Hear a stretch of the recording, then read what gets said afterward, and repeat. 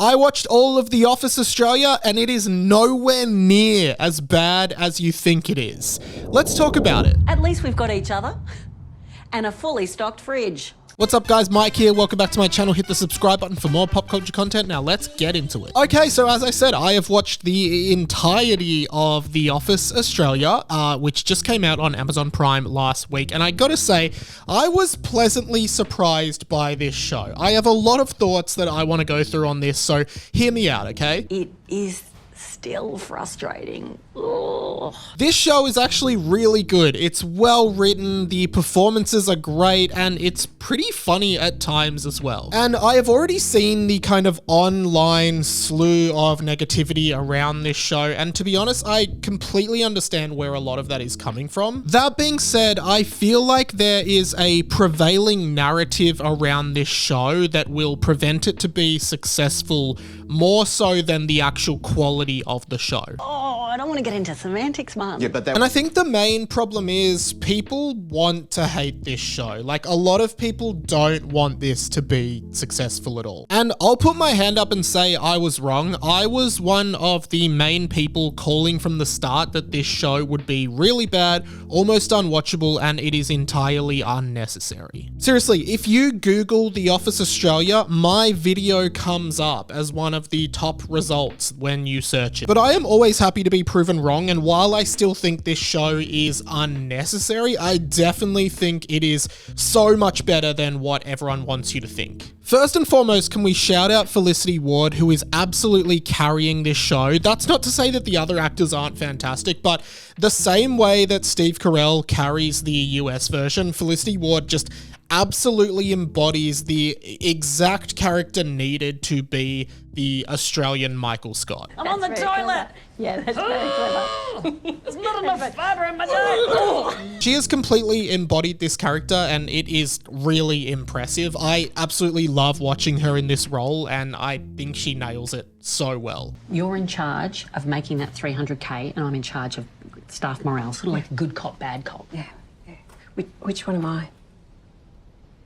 Bad cop. There are a couple other parallel characters using the US version for reference because I've never actually seen the UK version. I'm not 100% sure of all the names. I probably should have researched this before, but I'm pretty sure the Dwight parallel is called Lizzie. Nick is a joke. He is a mess around clown. Interestingly, she is the receptionist in this version. Alicia just called to say that she's running 10 minutes late for your 10 a.m. meeting, which will now be at 10 past 10. I think the actress here does a fantastic job. She really captures like the neuroticism and like oddness of a Dwight-like character without being like a carbon copy of Dwight, but having those same characteristics of sucking up to the boss and really wanting to bring down the Jim character as well. The Jim character is played by Steen Raskopoulos. I mean, the Jim character in the American version was always a very like subdued, everyman kind of relatable dude character. And I think Steen really nails that in this as well. I think a core part of The Office being the US version, UK version, or even the Australian version is that it is supposed to feel like a documentary. It isn't supposed to feel like you're watching actors. And I think that's really captured in this series. I think all of the actors do a really good job at making you feel like you're watching something real, not watching a scripted thing. Tragedy plus time equals comedy. Greta is the Pam character and I guess the love interest for Jim. And with them, I think we have our core four sort of characters in the show. But there is a vast kind of extended cast in The Office, the same way there is in the US version. And each of those characters kind of has an opportunity to shine throughout the series. Man, my man, are you alright? Hey. It looks like you're trying to take a shit. Yeah, sorry. Yeah, there's something going on with our chairs. Another highlight for me is definitely Zoe Tarakis, who is the warehouse manager. I think they do just a fantastic job. They are so real. honestly feels like, again, just a real person in a Office documentary, not a scripted show. And so when I talk about the narrative being against this show, I really mean it. I mean, I know myself that I thought this show was completely unnecessary. I didn't want it to go ahead, and I kind of went into it wanting to hate it. And I think a lot of Australians are going into it with that exact same feeling, which is why the prevailing narrative has been that it's negative, that it's a failure, and all of the above. If you actually take the time and watch this show, I think you'll actually quite appreciate it. There are some genuinely funny, laugh out loud moments, and I think it does capture the spirit of The Office. No, God!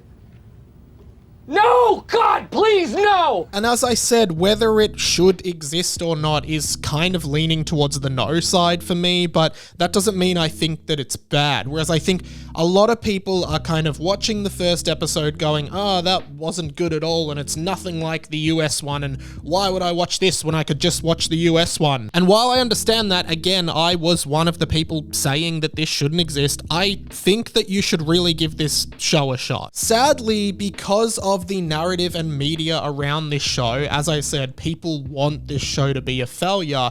I don't think it's going to be very successful, which is disappointing because I am so pleasantly surprised by this show, and I would happily watch another few seasons of it. Like, I cannot express enough how delightful it is to see Felicity Ward in her absolute element in this. You know what? We can come back. No, you're right, I can talk. And maybe that's the thing, that like The Office has a simplicity that is just so accessible, which is why it has been so widely remade across so many different cultures and often worked. The other issue I have with a lot of the commentary around the show is people describing it as woke. I think people have this idea that having a woman in the lead role or gender swapping the Dwight character as well is just woke, without really understanding what woke means. Just having characters that are women or characters that are like LGBTQ or anything like that doesn't mean the show is woke. That's actually just diversity, which to me is a really good thing. I think now people label pretty much anything that is like different as woke. I think it's a really misinformed and silly way to view this show, which I would argue is not woke at all. But also in focusing in on the US Office and characters like Michael Scott, who often says very inappropriate things, whether they be racist or sexist or anything like that. Well, it is hard to tell the difference between you guys saying stop because I want you to stop, or stop as in stop, you're making me laugh so hard. What you're doing is so funny. You are on a roll. I am busting a gut. Stop. The actual joke here is not that he is saying these offensive things. It is the fact that you are watching someone say something that you cannot imagine someone saying in real life. It is the absurdity that a person in this seemingly realistic place is saying these absolutely daft things. So I think for me, the accusation that The Office Australia is woke is just ridiculous, misinformed, and kind of just wrong in every sense of the word. What are you gonna do? Again, I've been so happy to be proven wrong on this. I guess going into it, yeah, I wanted to hate it. And I wonder why I felt that way when what's been produced is genuinely a very funny show that I would re-watch. I'm stoked with the outcome, and I'll put my hand up and apologize for my negative thoughts leading up to this show. And I strongly encourage you to put aside your bias and put aside your prevailing loyalty to the US Office and give this show a shot if you're in Australia. Whew, thanks so much for watching, guys. I am looking forward to the incoming down votes that I am sure will come, and the accusations of me being woke and losing my mind. But let me know if you did watch it, what are your thoughts on The Office Australia? I'm hoping you watched more than episode 1 and the trailer. Again, I was one of the people that thought it was going to be terrible, but here I am making this video saying that I really like it. If you want more videos like this, hit that subscribe button. I'm doing multiple videos a week, all pop culture based topics, so I would love to get you on board. I am getting ever so close to 10,000 subscribers, which is my ultimate dream goal, so I'd love for you to jump on board and check out some of my other videos. That is pretty much it from me. I'm all over the internet doing dumb stuff that I think is cool, and all my links are down in the description. Thank you so much for watching. My name's been Radio Mike. This has been The Inside of My Mind, and I'll catch you later.